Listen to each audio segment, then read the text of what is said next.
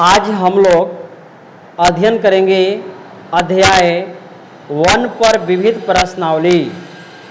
जैसा कि आप जानते हैं कि प्रश्नावली 1.1 से लेकर 1.6 तक पूरा कंप्लीट हो गया था, बाकी था विविध प्रश्नावली। तो आज से हम विविध प्रश्नावली शुरू कर रहे हैं। विविध का मतलब होता है मिलावट कह सकते हैं, यानी हम लोग 1.1 से लेकर 1.6 तक जो पढ़े हैं तो सब उसी से संबंधित आपको प्रश्न मिलेगा। इस विविध प्रश्नावली उन्हीं को समझ में आएगा जिनको 1.1 से लेकर 1.6 तक थ्योरी सहित प्रश्न उत्तर कंप्लीट हो गया है, उन्हीं को समझ में आएगा, ताकि वही सब है। जैसे यहाँ फर्स्ट क्वेश्चन हमने लिया है अध्याय 1 पर विविध प्रश्नावली।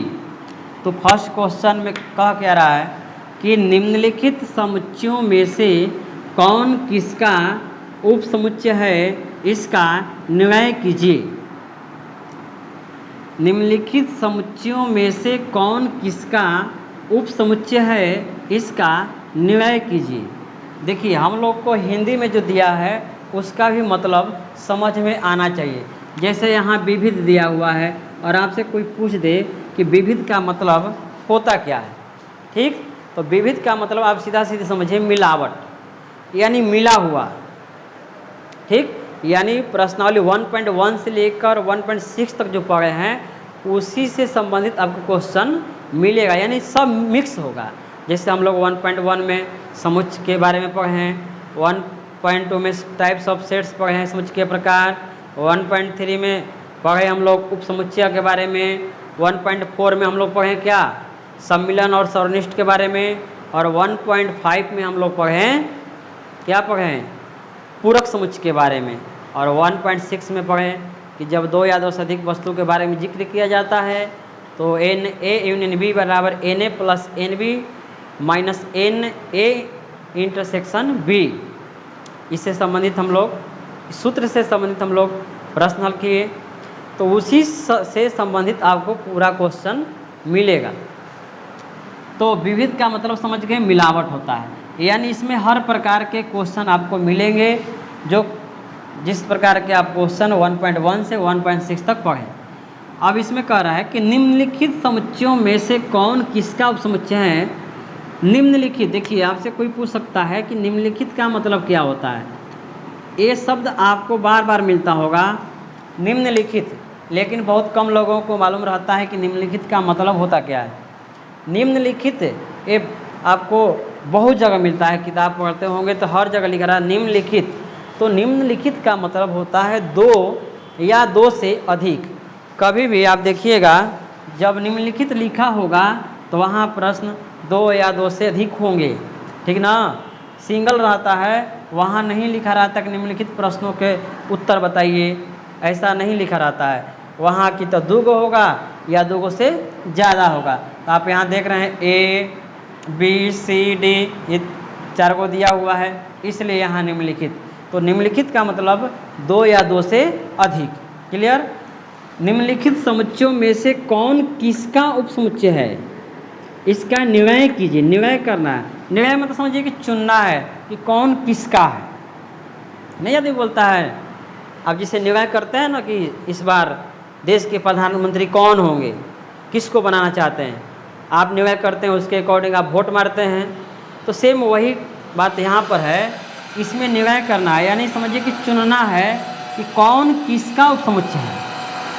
तो उपसमुच्चय के बारे में थोड़ा सा हम लोग चर्चा कर लें, जो पिछले क्लास में हम लोग पढ़े थे एक्सरसाइज 1.3 में। उसके परिभाषा को हम अगेन रिपीट करता हूँ ताकि पीछे वाला बात जो है अगर भूल भी गया हो तो याद आ जाएगा, जिससे प्रश्न को हल करने में क्या होगा, सुविधा होगा। तो उपसमुच्चय क्या होता है, इसका परिभाषा हम बताए थे कि यदि A और B दो समुच्चय इस प्रकार से हो कि समुच्चय A का प्रत्येक सदस्य समुच्चय B में हो तो समुच्चय A समुच्चय B का उपसमुच्चय कहलाता है। जैसे यह हमने मान लिया कि A बराबर 1 2, A बराबर 1 2 3 और B बराबर 1 2 3 4 5। हम कह सकते हैं ए सबसेट बी, यानी ए बी का उपसमुच्चय। क्यों? क्योंकि समुच्चय ए का प्रत्येक सदस्य समुच्चय बी में शामिल है। नहीं तो सेम यही काम करना है इसमें कि बताना है कि 4 को दिया है, ए दिया हुआ है, बी है, सी है, डी है, ये 4 समुच्चय दिया है। इसमें से आपको बताना है कि कौन किसका उपसमुच्चय है। ठीक, थोड़ा सा लेट होगा, घबराइएगा मत, क्योंकि विविध प्रश्नावली है, थोड़ा सा यह दिमाग लगाने के लिए, दिमाग को ग्रो करने के लिए दिया रहता है, तो थोड़ा सा लेट होगा समझाने में, तो उससे कोई दिक्कत नहीं है, समझ में पूरा 100% आना चाहिए। अब देखिए थोड़ा सा ध्यान दीजिए, इसमें पूरा पता चल जा रहा है कि एगो एलिमेंट्स सदस्य हैं, इसमें 2 2 4 डॉट डॉट है, अनंत है, इसमें 3 गो है।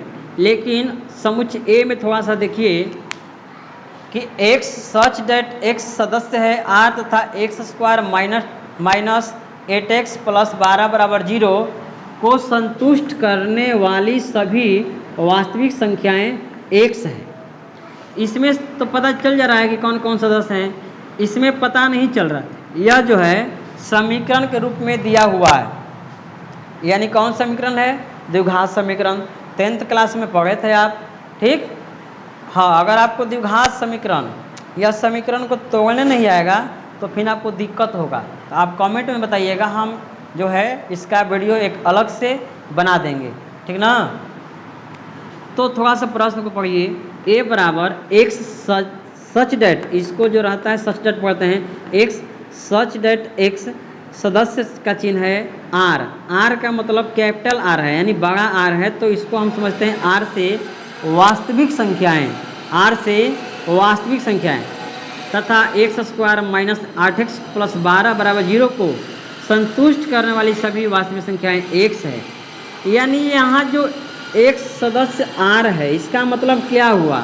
इसका मतलब ये हुआ कि आप जानते हैं कि द्विघात समीकरण के केवल और केवल 2 मूल होते हैं, यानी इसका जो मूल आएगा, इसको जो हल करेंगे, इस समीकरण को हल करेंगे, इससे जो मूल प्राप्त होगा वो क्या होगा? वो होगा आर होगा। आर मतलब रियल नंबर, यानी वो वास्तविक संख्याएं होंगी। अब क्या क्या होगा मूल, ये तो हम याद नहीं किए हैं इसको, अब इसको हल करेंगे तब पता चलेगा। अब इसको जो है रफ पर, यानी ये दिया हुआ सेट बिल्डर फॉर्म में, यानी समुच्चय निर्माण रूप में, ग्रुप गुण प्रकटीकरण रूप में दिया हुआ है, इसको हम लोग करेंगे क्या कि रोस्टर रूप में पहले चेंज कर लेंगे। ठीक ना? तो चलिए हम रफ पर पहले यहाँ रफ कर रहे हैं, इस समीकरण को तोड़ते हैं। X square minus 8x plus 12 बराबर 0 दिया हुआ। ठीक, अभी x square minus 2x minus 6x plus 12 हो जाएगा बराबर 0। अब देखिए कॉमन हो जाएगा x, तो x minus 2 minus 6 common, x minus 2 बराबर 0।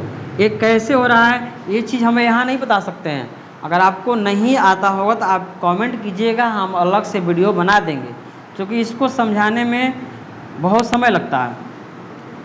तो यहाँ फिर कॉमन हो जाएगा x माइनस 2 और x माइनस 6 बराबर 0, यानी x माइनस 2 बराबर 0 कर देंगे और x माइनस 6 बराबर 0 कर देंगे, तो उधर जाएगा तो प्लस हो जाएगा, यानी x का मान 2 आ जाएगा यहाँ, और माइनस 6 उधर जाएगा तो 6 हो जाएगा प्लस का, यानी मूल आ गया x बराबर 2 और x बराबर 6।